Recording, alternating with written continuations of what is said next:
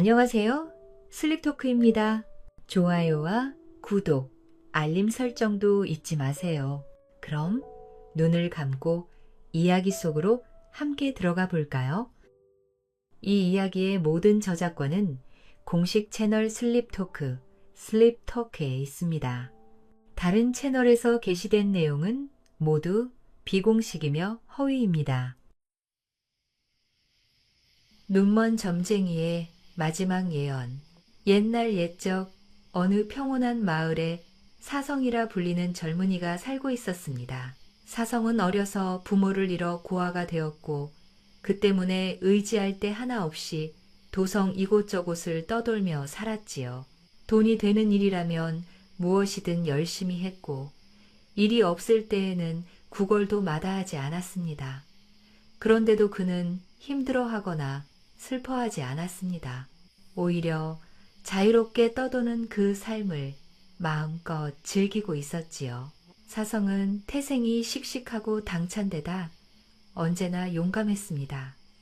그래서인지 사람들 또한 그를 미워하지 않고 오히려 호감 어린 눈길로 바라보았습니다. 그런데 그 무렵 도성 안에는 점괘를 아주 잘 맞히는 한 봉사 점쟁이가 살고 있었습니다.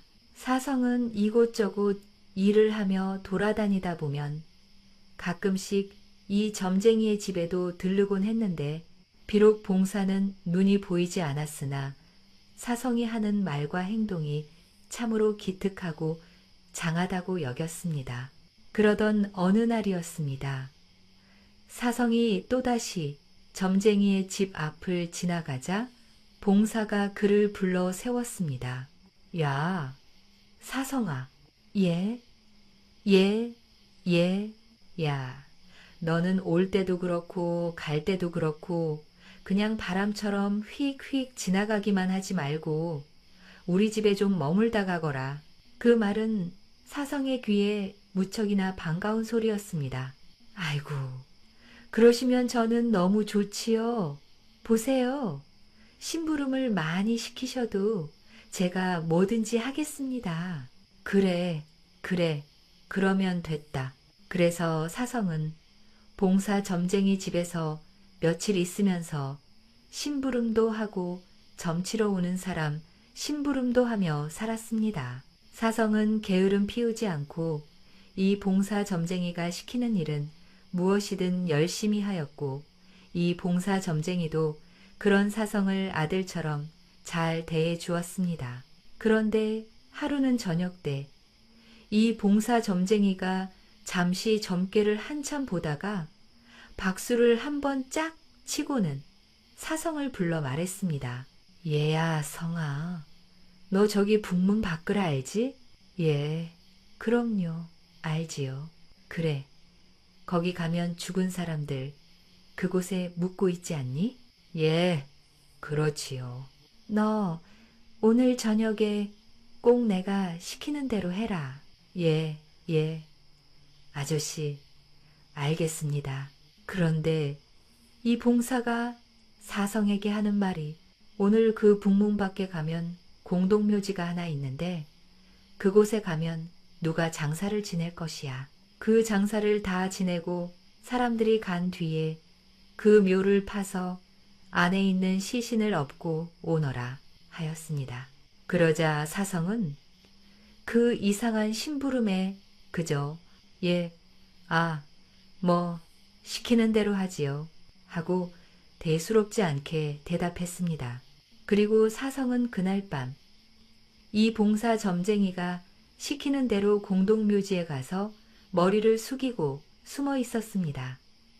그런데 아무리 기다려도 사람들이 오지를 않았습니다.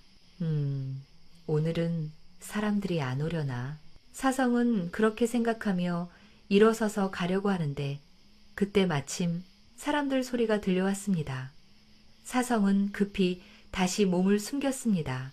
그러자 한 10명이 묘지로 들어왔고 상에서 관을 내려 장사를 지내기 시작했습니다. 사성은 가만히 그 모습을 지켜보았습니다. 어휴, 어쩌다가 역병에 걸려가지고. 그러게, 대감집에서 태어나면 뭐하나. 이렇게 재수없이 죽으면 장사도 대충 치러서 이런 데에 버려지듯 묻히니 안타깝구만. 안타까워. 그렇게 아름답기로 소문이 난 처자인데 아쉽구만. 대감집 가족들도 참 매정하고. 아, 그럼 어쩌나. 역병 걸렸는데.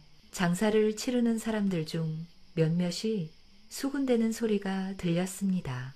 잠시 후 장사를 마친 10명의 사람들이 모두 떠나고 사성은 이 봉사 점쟁이가 시키는 대로 묘를 파보았습니다. 파고 보니 비단에 둘둘 말아싼 시신이 있었습니다. 이 시신을 업고 오라고 하였지. 사성은 겁도 없이 아무렇지 않게 그 시신을 들쳐 업었습니다. 그리고 다시 이 봉사 점쟁이의 집으로 갔습니다. 점쟁이는 시신을 업고 온 사성을 보고 말했습니다. 자, 사성아, 너는 그 시신을 그대로 안아 품고서 뜨뜻한 아랫목에 드러누워 있거라. 예. 아, 예. 알겠습니다. 보통 사람이라면 기겁을 할 일이었지만 겁이 없고 용감한 사성은 그저 이 점쟁이가 시키는 대로 할 뿐이었습니다. 사성은 그 시신을 안고서 아랫목에 가만히 있었습니다. 그러자 봉사가 또 말했습니다. 자, 사성아, 그 시신의 가슴팍에 손을 한번 넣어봐라. 예, 예, 알겠습니다. 사성은 그래서 또 시키는 대로 손을 넣었습니다. 그러고 있으니 점쟁이가 물어보았습니다. 어떠니? 야, 온기가 있느냐? 그러자 사성은 잠시 손에 온기를 느껴보고 대답했습니다. 아, 예, 좀 따뜻합니다. 그러자 봉사가 고개를 끄덕이며 그만하면 됐다. 손을 빼고 조금 더 드러누워 있어라 하였습니다. 사성은 또 시키는 대로 시신을 안고 드러누워 있었습니다. 얼마 안 되어 이 점쟁이가 다시 와서 사성에게 말했습니다. 자, 사성아, 네 손을 가슴팍에 다시 넣고 어떤가 봐라. 예, 아예, 알겠습니다. 성이 또 그 시신의 가슴팍에 손을 넣어보니 이게 웬걸. 시신의 심장이 뛰는 것이 느껴졌습니다. 아니, 심장이 뛰는데요?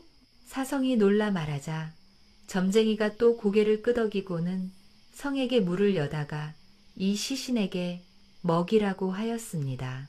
그래서 사성은 어리둥절하면서 시신의 입에 떠넣으려고 시신을 감싼 비단을 완전히 풀었는데 그 안에는 어여쁜 처자가 눈을 감고 있었습니다. 사성이 그 처자의 입에다 따뜻한 물을 흘려 넣어주자 그 처자가 눈을 떴습니다.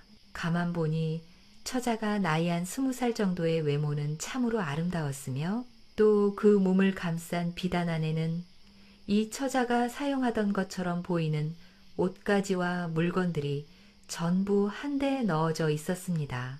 처자가 눈을 뜨긴 했지만 아직 정신이 온전치 않은 듯 하였습니다.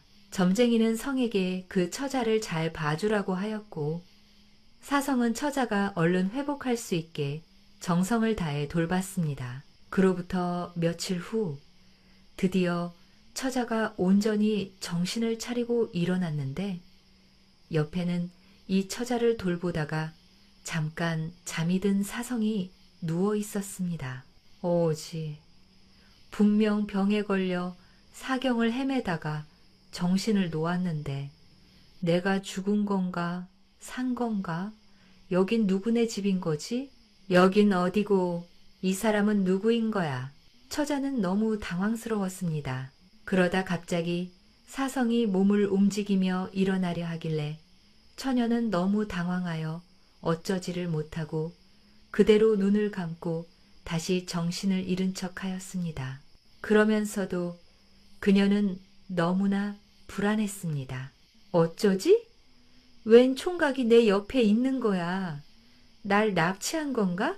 그녀가 이렇게 불안에 떨고 있는데 사성은 늘 하던 것처럼 처자의 이마를 물수건으로 정성스럽게 닦아주었고 약간의 물을 입에 흘려넣어 주었습니다.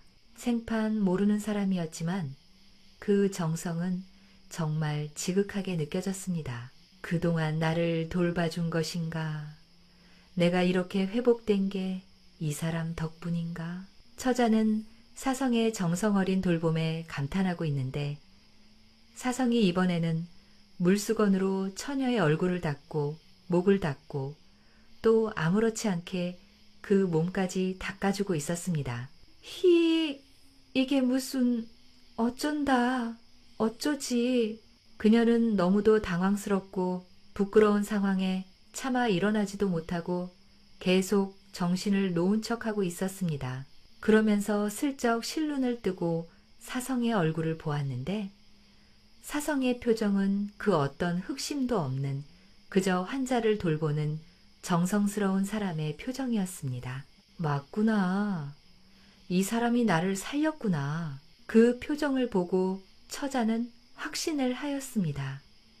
그녀는 눈을 꼭 감고 그 상황을 조용히 넘겼습니다. 그리고 사성이 밖으로 나간 사이에 일어나 옷을 단정히 갖춰 입고 앉아 있었습니다.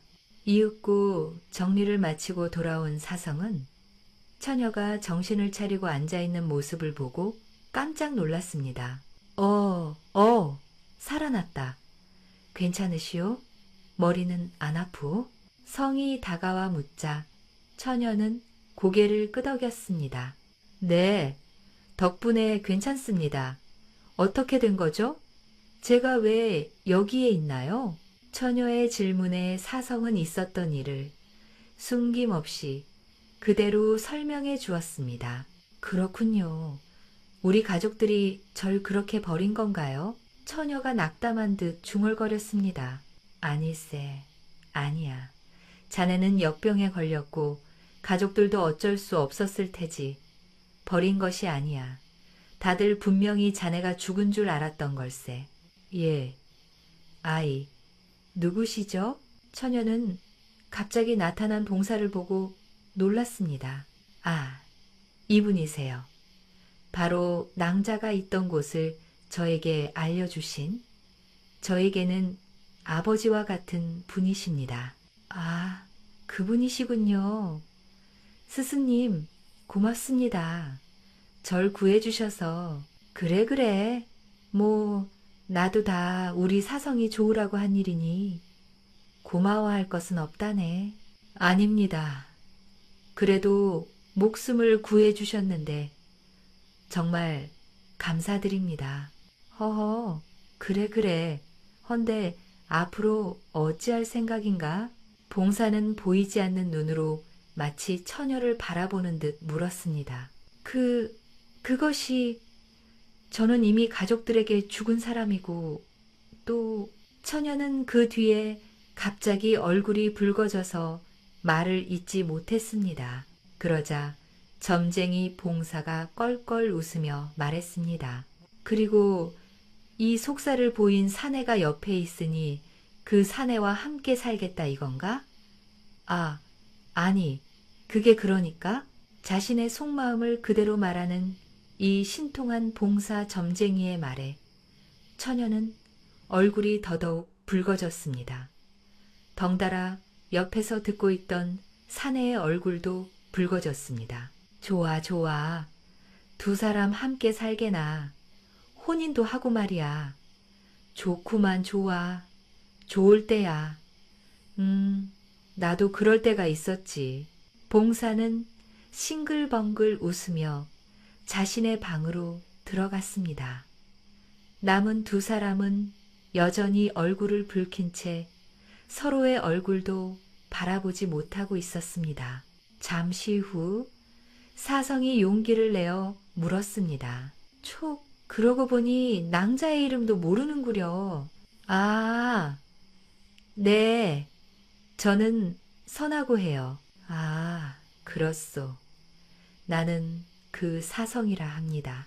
비록 두 사람이 이제 막 통성명을 한 사이였지만 그 순간 두 사람 사이에는 알 수 없는 인연의 끈이 강렬하게 두 사람을 이어주는 듯 느껴졌습니다.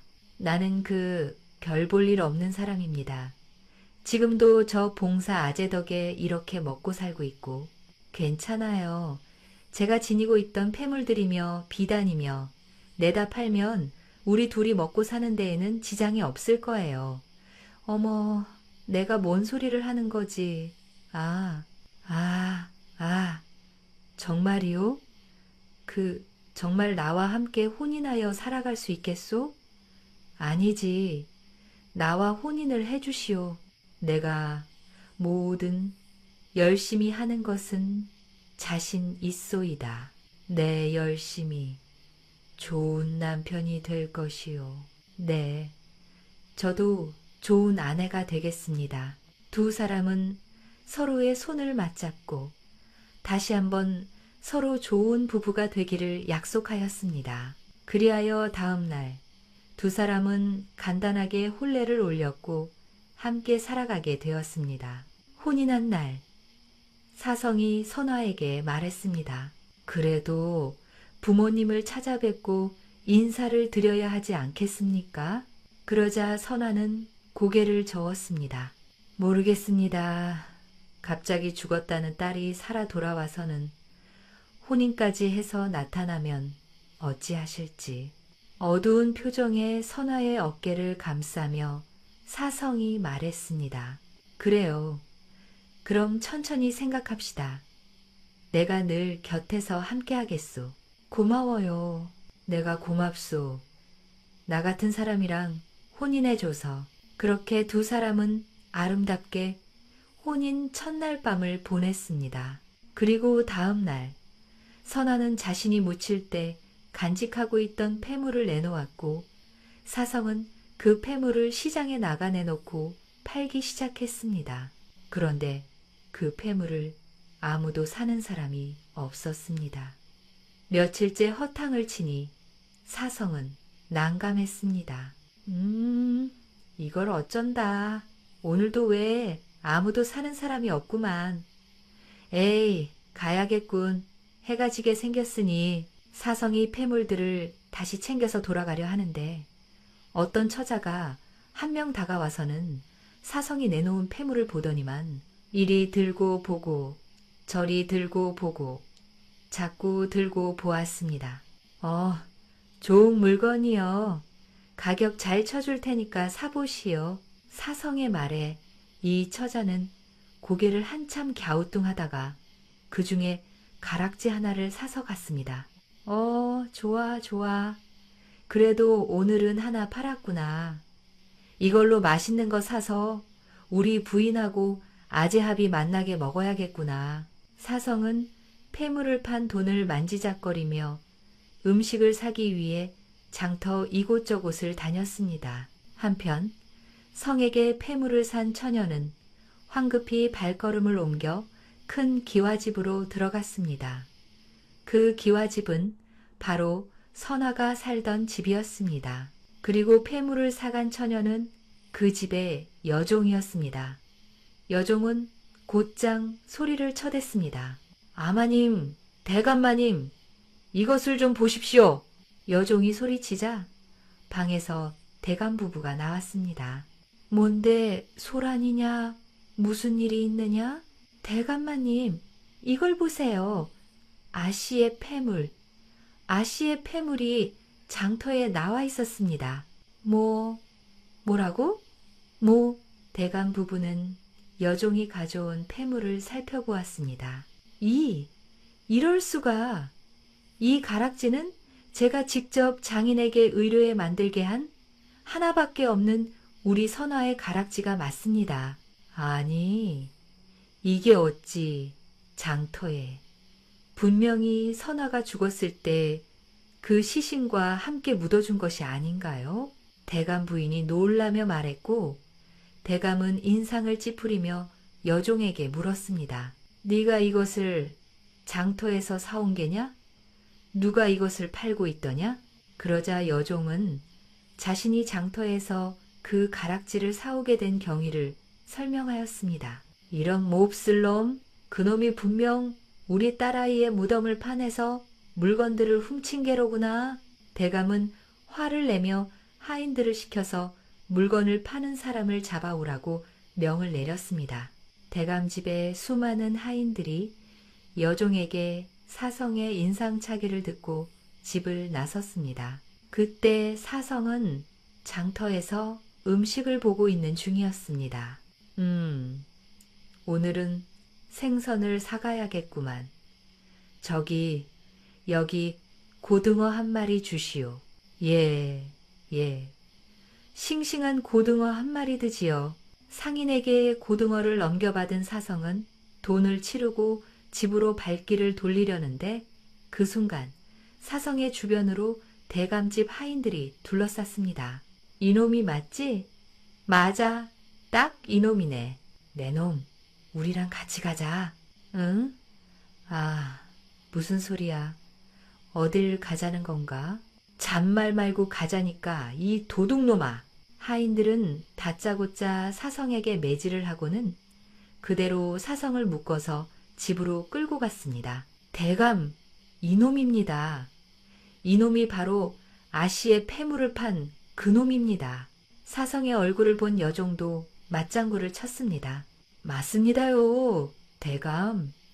저자에게 아씨의 폐물을 샀습니다. 그러자 대감이 벌떡 일어나 어안이 벙벙해 있는 사성에게 호통을 쳐댔습니다. 네, 이놈. 내 놈이 감히 내 딸의 묘를 뒤집어 봤느냐? 대감의 말에 성은 놀라 생각했습니다. 이럴 수가. 여기가 바로 선아의 집이고 이분들 선아의 부모님들이란 말인가? 어쩌지.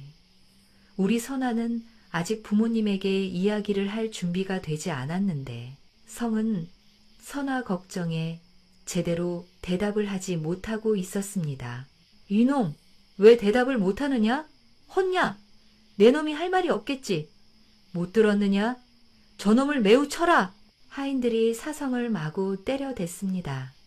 한참을 얻어맞은 사성은 그대로 대감 앞에 엎어졌고 대감은 다시 물었습니다. 다시 묻겠다.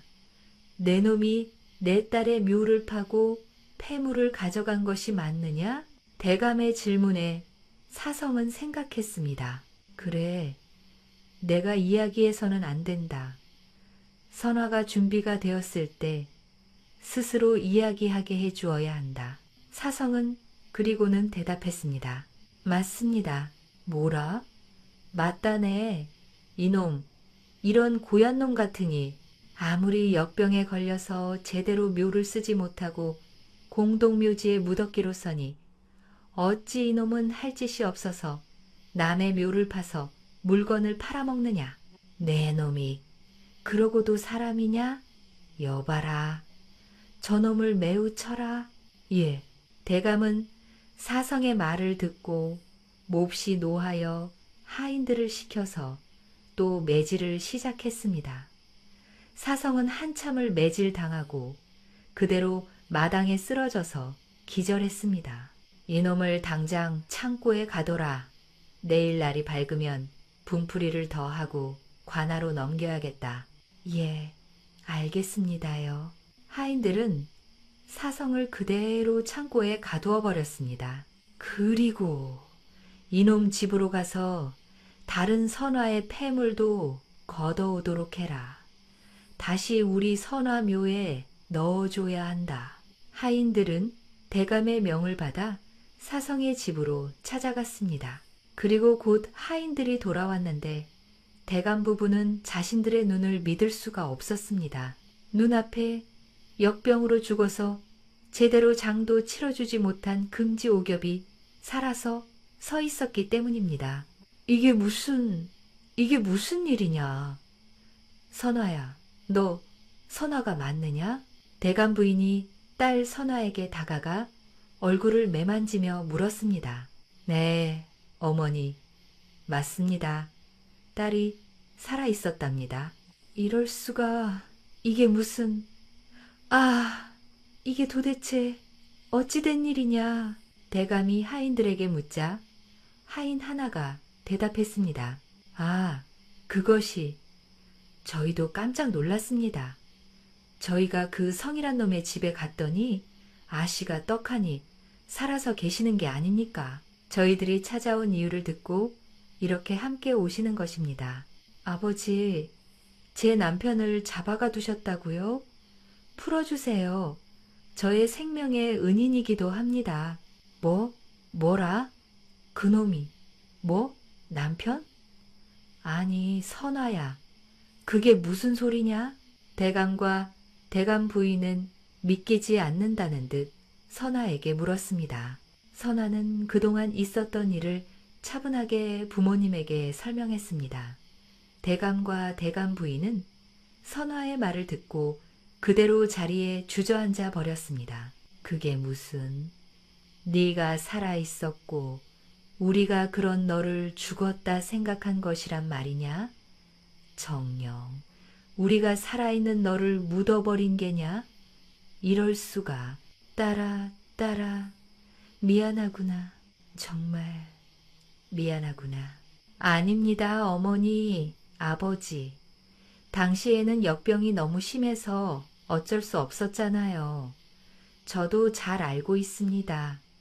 저도 제가 죽었는지도 알지 못하였으니 말입니다. 그 말을 듣던 대감 부인은 생각해보니 그 성이라는 총각이 아니었으면 자기 딸은 살아서 땅에 묻힌 채로 죽었을 것이 분명했습니다.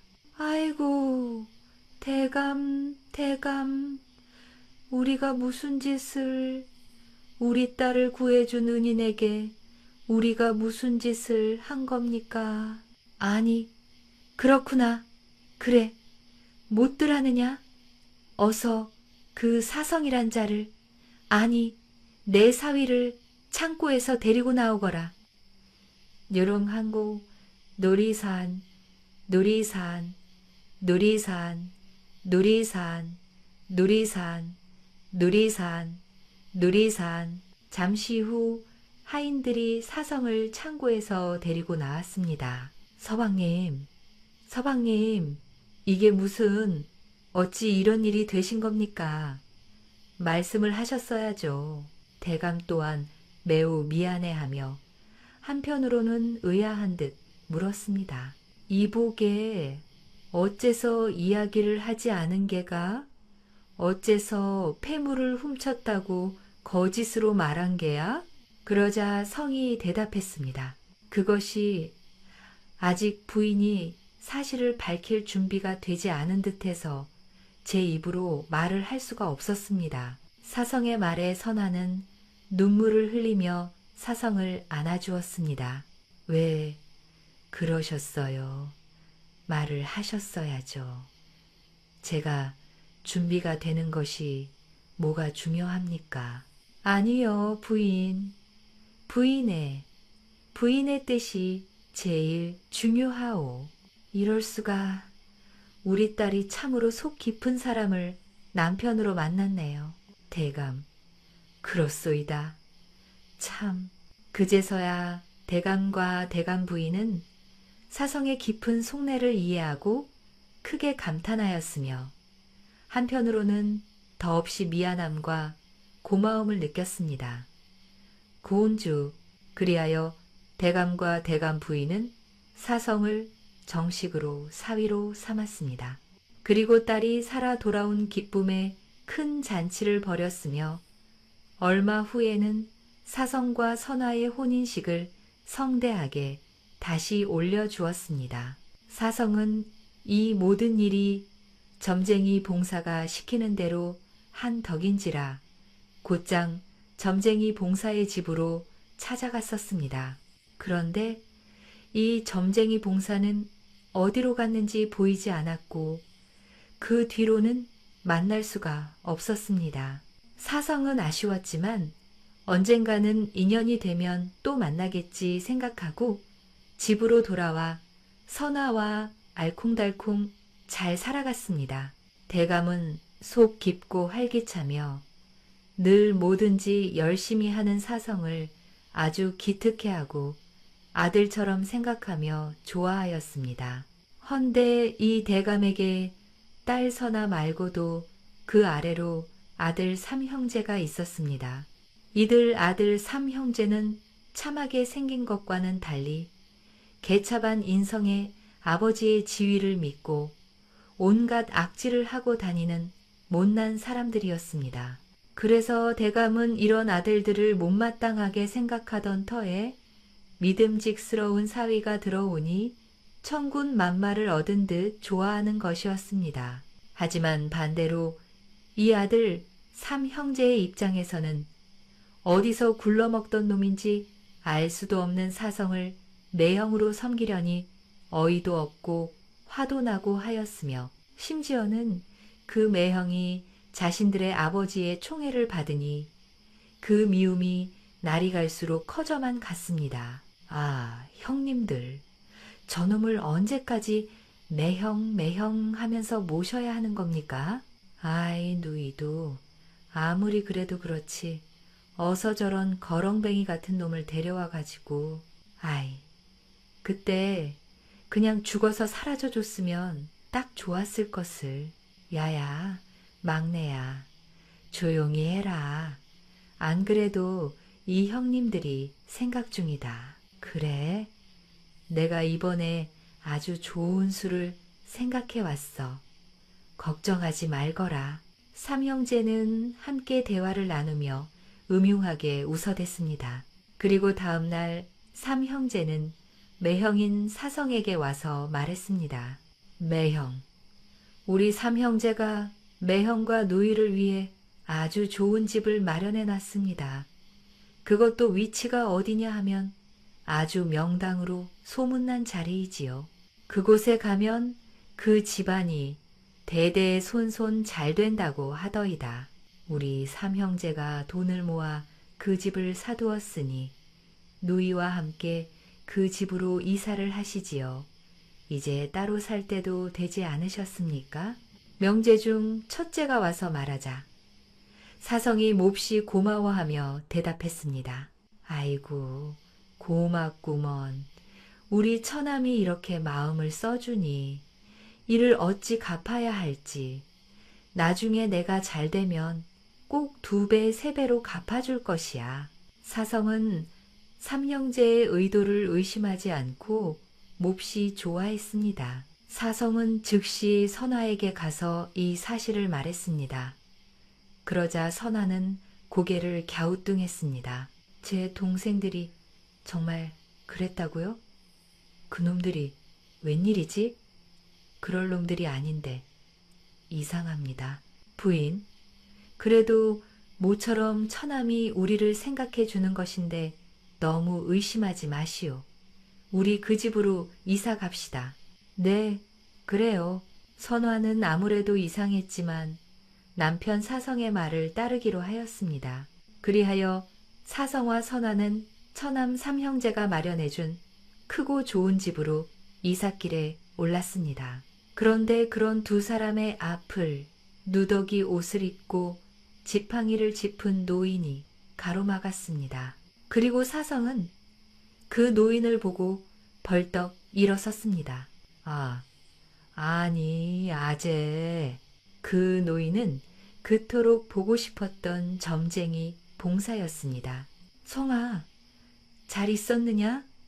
선아도 잘 있었고?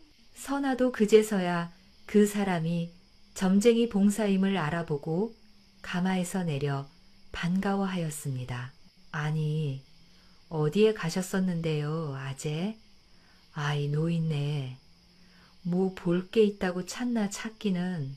아재, 앞으로 제가 잘 모실 테니까 어디 가지 마시고 함께 하세요. 사성의 말에 점쟁이 봉사는 고개를 저었습니다. 그리고는 이어 말했습니다. 성아, 나는 어디 한 군데 오래 머물 발이 아니야. 다만 간만에 너의 정계가 흉하게 나와서 이렇게 너를 찾아왔느니라. 예? 아니, 아재, 전개가 흉하다고요? 그렇다면 이거 큰일인데. 사성은 점쟁이 봉사의 신통한 능력을 이미 알고 있기에 전개가 흉하다는 말에 인상을 깊게 찌푸렸습니다. 그러자 봉사는 웃으며 말했습니다. 걱정 말거라. 내가 그래서 온 것이야. 너의 흉한 점에는 이 불화자가 잔뜩 끼어 있더구나. 그러니 지금 가는 집에 그 물이 끊기지 않게 하고 집안 곳곳에 물항아리를 여러 개 만들어 놓아 두거라. 알겠느냐? 내 말을 명심하거라. 선화야. 저도 명심하겠습니다. 아재. 예, 명심하겠습니다. 두 사람이 대답을 하고 나니 이 점쟁이 봉사는 갑자기 너무나 빠른 걸음으로 두 사람의 눈앞에서 사라져 갔습니다. 두 사람은 어안이 벙벙하였습니다. 잠시 후 아쉬움을 뒤로하고 다시 이삿길에 올랐습니다. 성은 집에 도착하자마자 선아에게 말했습니다. 우리 아재 점괘는 틀린 일이 없어요. 내가 부인과 혼인을 한 것 또한 우리 아재의 점괘 덕분이라오. 그러니 그 말을 잘 따라야 하오. 맞아요. 그래야 해요. 사성과 선아는 집에 도착하자마자 짐을 풀기도 전에 집안 곳곳에 물항아리를 만들어 두었습니다. 집마당뿐만 아니라 방 안에도 물항아리를 만들어 두었습니다. 그리고 두 사람은 짐을 풀고 알콩달콩 새집 살림을 시작하였습니다. 한편 눈에 가시 갔던 매형과 누이가 이사를 가자 삼형제는 그 흉계를 시작했습니다. 아주 간단해. 가서 불만 지르면 된다고. 불 지르는 건 또 이 형님이 전문 아니겠냐? 좋은 생각입니다. 참으로 좋은 생각이에요. 그냥 그 집 통째로 태워버리고 아주 꼴보기 싫은 누이와 매형 둘 다 사라지게 하면 되는 거군요. 당장 갑시다. 형님, 동생아. 명제는 야음을 틈타 움직였다. 이들은 사성과 선화가 잠을 자고 있는 사이에 두 사람의 집에 불을 놓았습니다. 됐다. 어서 가자. 아, 형님, 잠깐만요. 저쪽에 더 붓질이 예쁜데. 막내가 갑자기 집에 불을 더 붙이려고 사성의 집 쪽으로 가려 하자 둘째가 그런 막내를 붙잡아 당겼습니다. 얘, 이 바보 같은 놈아. 너도 다 죽을 셈이냐? 댕크 먹어라. 아이고, 형님, 그렇게 세게 당기시면 어쩝니까? 잔말 말고 일어나.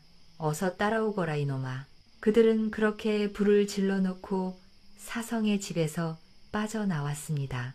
한편 사성과 선아는 단잠에 빠져 있었고 그러한 사실을 꿈에도 모르고 있었습니다. 그런 사성의 꿈에 갑자기 점쟁이 봉사 아재가 나타났습니다. 성아, 사성아, 일어나라. 아이, 제 오셨군요. 놈아, 반가워할 때가 아니니라. 성아, 일어나거라. 점쟁이 봉사는 지팡이로 사성을 내리쳤습니다. 우와! 머리에 지팡이를 맞은 사성이 벌떡 잠에서 깨어 일어났습니다. 그리고 그의 눈에 막 불타기 시작한 방문이 보였습니다. 아, 이게 무슨... 선아 부인, 일어나시오.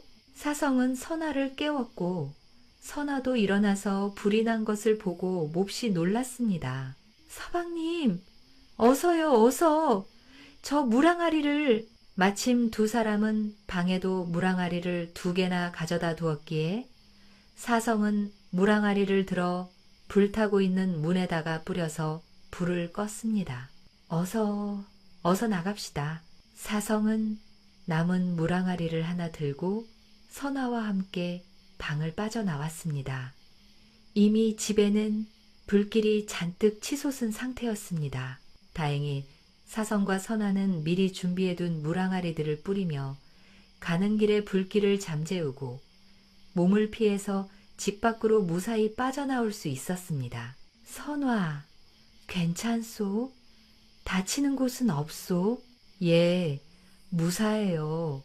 서방님은요? 나도 괜찮소. 아, 이게 무슨... 어찌 이런 큰 불이 난 거지. 아궁이에 불을 떼지도 않았고 누군가 불을 지른 것이 아닐까요? 누가 말이요? 누가 우리에게? 그때 사성은 발밑에 뭔가 반짝이는 것을 보았습니다. 아니, 그것은 막내 동생이 늘 자신의 옷에 차고 다니는 옥장식이었습니다.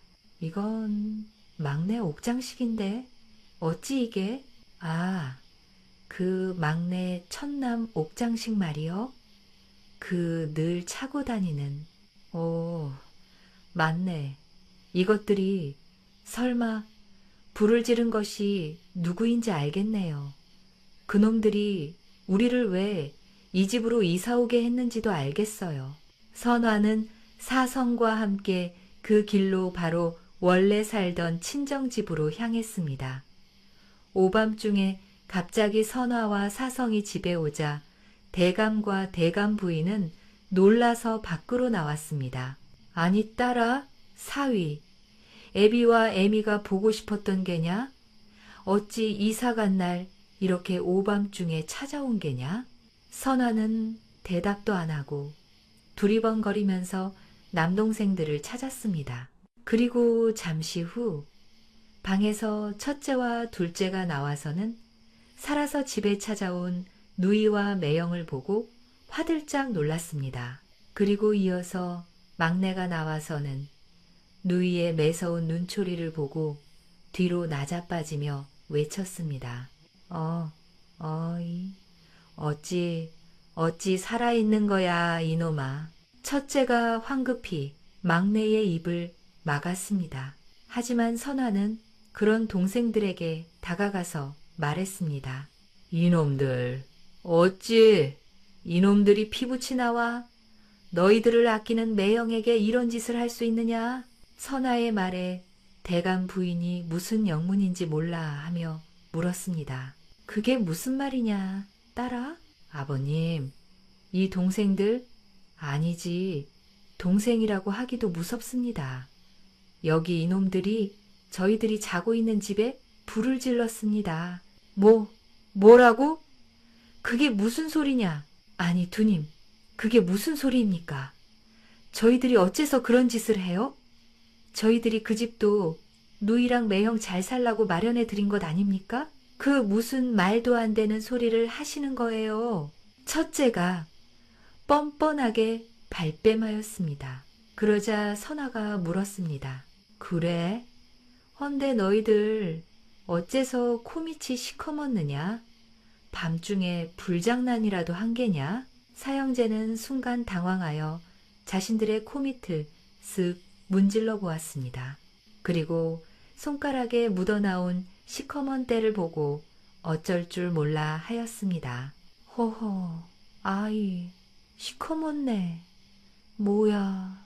막내가 눈치 없이 말하자 둘째가 또 막내의 입을 막았습니다. 그러자 사성이 다가와서 물었습니다. 천남길, 이게 정말인가? 정말 처남이 우리를 그 집으로 이사하게 하고 집에 불을 지른 게야? 어째서 그런 짓을 벌였단 말인가?